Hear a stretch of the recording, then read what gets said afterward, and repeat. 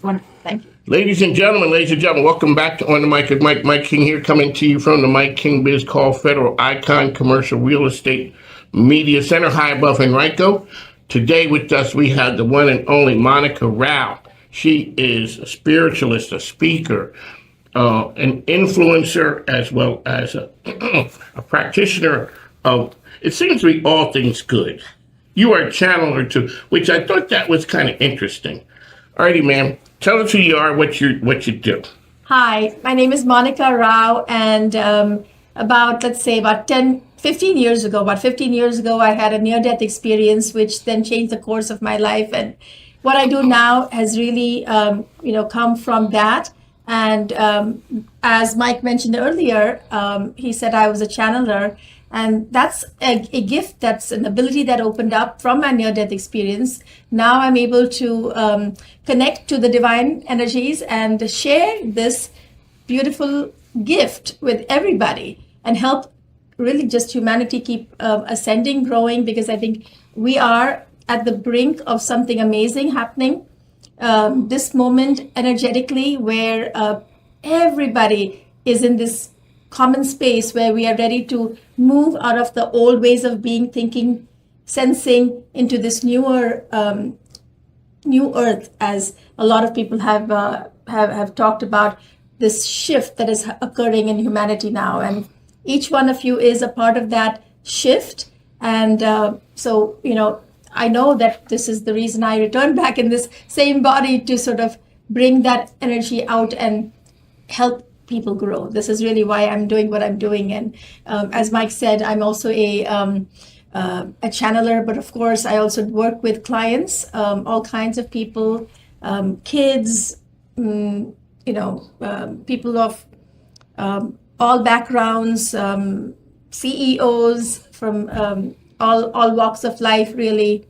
Doesn't matter who, it's a big audience, but everybody I think is ready to make that jump and make that shift. Monica Rao, the one and only here. Oh, you're going to see, it's an honor to welcome her to the Mike King Biz Media Network.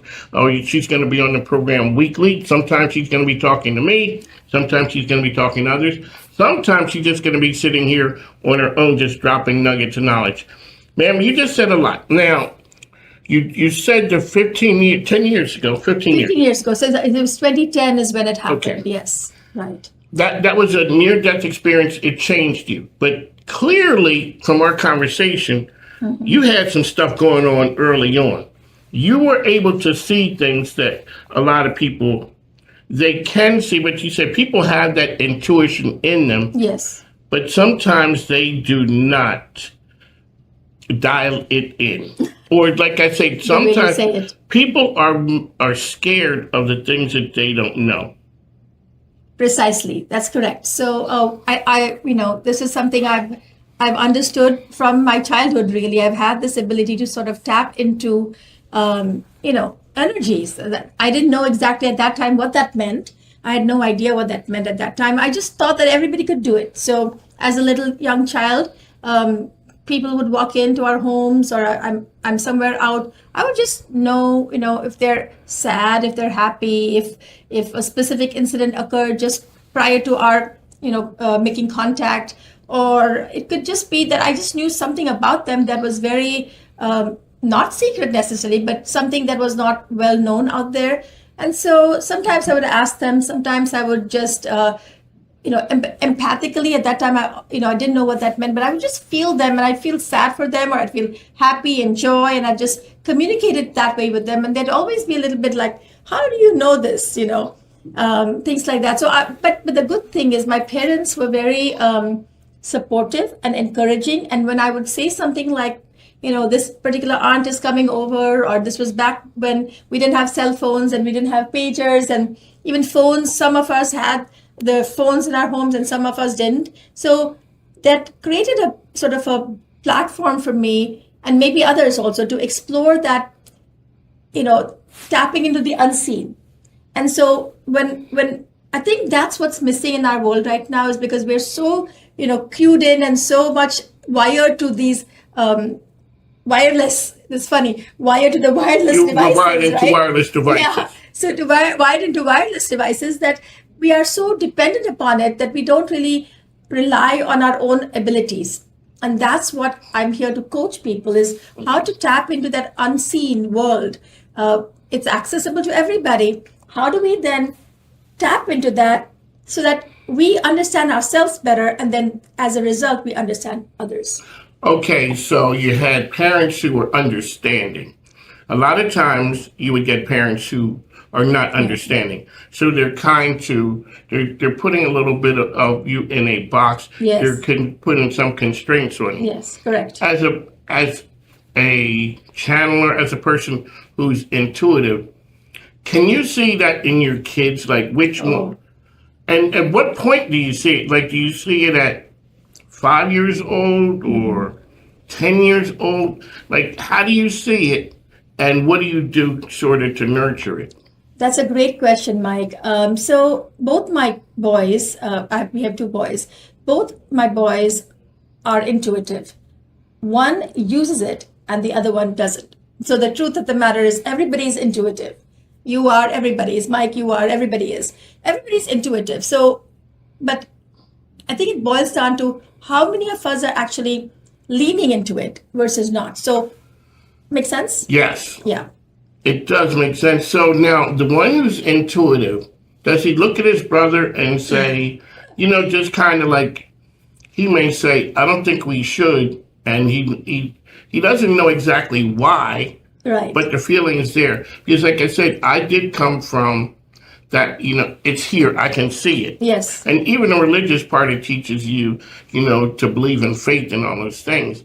But also outside of the religious realm, it turns into, if I can't see it, it's not there. It's not there. Yes, and exactly. Then over the course of time, over the last 45 years of being around and married to a person who is intuitive, yes, you kind of start to see, yeah, you're not as good as the person who's there. You miss some things, but I'm a lot more intuitive than I was before. I think one of my sons is more than the other. Yeah. And he's the younger one. And he always would be like, he always seemed older because he listened, yes. Yes. Yeah, and my younger one is that way too. He's very intuitive. So when the two brothers would, back when they were growing up, one would say, let's do this, let's do that, the older one. And the younger one would say, I don't feel like it. And the older one would look at me and say, why does he keep saying I don't feel like it? It's because he's listening to his instincts, the feeling. So the feeling and thinking, that's how when I'm coaching clients, I'm always making that distinguishing. I'm just helping them understand feeling can be in the mind also. Feeling can be in the mind also, but it's usually people associate feeling with the heart. And so when my younger son was telling the older one, the brother, I don't feel like doing this. And the other brother might have go ahead and done it, but maybe then the outcome wasn't that good. And he'd be like, oh, you know what? It's good that you didn't do it because this didn't turn out this way. Yeah. And he just knew it because he just listened to his gut and he didn't do it. And he does it to this day. He's always listening to his gut. And the older one has the ability and he can do it when he's, sort of tuned into it. But most of the time he's in the mind, he's very analytical. So if you're an analytical person, you're always processing, analyzing, you're definitely your mind. And that's when you can, it's like, remember, it's a very funny story, but everybody has been through it. Do you remember the times when, you were in school and you took those multiple choice questions? Yes. Okay, this is a great example because when you studied well and you see those 3 or 4 other options, A, B, C, D, E, and you feel instinctively it's A. And then you start thinking about it and you're like, no, maybe it's B, no, maybe it's C. And then you go against the first one and then it's incorrect. Have you all been through it? I'm sure you all have. Yes. I have. Certainly. The times when I haven't listened to my instincts and I know the answer is A. And I think a little bit and I say, I'm always wrong. Every time I go into my mind and I think, I'm always wrong. So I always guide people. The first thing that comes up, that's the correct one. That's your instinct telling you, boom, that's it. My wife, she starts off with first thoughts in the morning. Before you get, now I always was a morning person. It's the energy. Yes. The world is clean. Yes. All those things. Exactly. That works a lot different when you're younger. As you start getting older, yeah, you start getting a look more apprehensive Yes, and all this thing. right. Mike is here. Monica Rao is here as well. So, Monica, we explain what people are going to get when they tune into your show. Wonderful. Thank you so much. I'm so grateful to have to have this opportunity to be on on this show here. But this is the Monica Rao Show.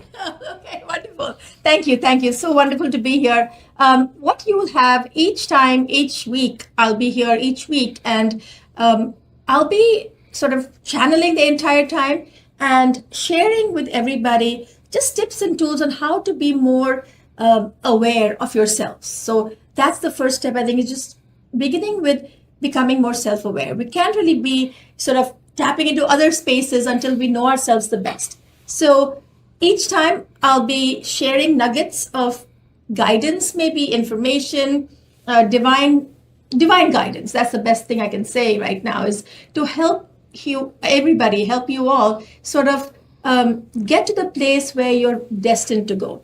So whether you're skeptical or whether you're believer of this, it doesn't matter, because the world is shifting, the world is changing. We might as well just jump into it as the frequencies are changing, Yes, ma'am. Okay, so here we go. When I asked you a little while ago about the near-death experience, and there's a lot of shows that happen, and a person says, I was walking to the light, I could see my body, all those things. Inquiring minds want to know. So when you came back, I asked you, that was a life-changing experience? Because my mom would say before, she said, if you don't think today is a good one, try missing one. It's kind of like you won't look at it the same anymore. Yes. Were you changed immediately, or was it an evolution of time? That's a fantastic question. It's a great question. So when I had the near-death experience and I was thrust into that light, at the second or the millisecond when the light touched me is when I know that was a changed moment. But then to explain it in such a way that most minds can understand it, then returning back into the body or making that shift back into the physical state, I was already changed, but differently changed. Now I had to really take all of those changes and assimilate into the body I am now, and also living into the world that we all share together. So that shift and change took place over time, which is less talked about, but I'm always happy to share that, because it's so important for everybody to know the importance of doing this self-growth work. Okay. Right? And that's what I do with clients, is to coach people how to grow. And you don't have to have had a near-death experience yourself, because it's not possible that everybody has that. But we don't have to wait until that moment. Okay. Right? But everybody can start on that growth journey, the journey of growth, where you are. And it may take years, it may take lifetimes, but hey, it's good for you to start it now. Right? As a channeler, do you journal? Do I journal? Or do you write things down? I don't. And there's a whole different, I could go into a big discussion about that, but journaling is something that happens more on this three-dimensional plane, because it comes from the mind. So I start to not do that. So I don't do that. And when I'm coaching clients, I guide them into it, because that's a transitionary phase into this other realm where I'm working from, where we don't have to write anything down. It's not necessary. It's in the ethers rather. It's right there. So if I need to know something at the right moment, it'll tell me. That's powerful, isn't it? But I think most people, I will urge them to start journaling, because that's the opening. It's that bridge to this space. There you go, Monica. That does make sense. Monica is going to be here with us weekly, giving you that information. Ma'am, how can people reach you out there? So the best way to reach me is is going through my website, which is www.graphoria.com. Graphoria is a blending of two words, marriaging of two words. Yeah. Graph comes from graphics, because that's my previous field. I was a commercial artist, graphic artist. Back then, I'm now an artist. I dropped the graphic, I dropped the commercial, I paint for fun, because I love to do that. And then the other part is phoria, which comes from euphoria. And that's something I experienced in the near-death experience, in the out-of-the-body state. when I was dealing with tremendous pains and a multi-organ failure. And through that experience, when I left and went into the light, I experienced complete and total euphoria.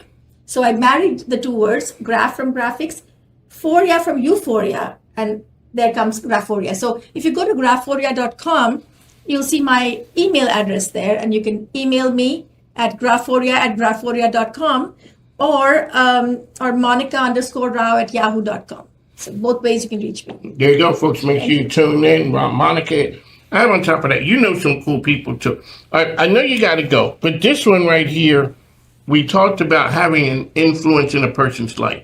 Mm-hmm. You influence them, they influence you. Yes. There's a chance meeting, and years later, you changed a person's life. You would never know. A lady reached out to you from years ago. And ladies and gentlemen, when I say an email was a book, it was a book. But it talked about, you may not remember, but you changed the course of my life. And I said to you, you have to go back and try and remember, one, that day, that person, and what did I say that really changed them. It became important enough in their life that they had to find you years later. Yes, exactly right. Yes, this is a true story, and there's so many countless stories like that over the years that I've been doing this work. So much as even being at in an airplane. I've had an experience, many in an airplane. A woman was sitting next to me. We were on Air France or something, and this lady was sitting next to me, and I could feel her as she was sitting there. And I said something to her, and she burst out into tears. And at that moment, she needed something from me, which was love, and that's all I was able to give to her.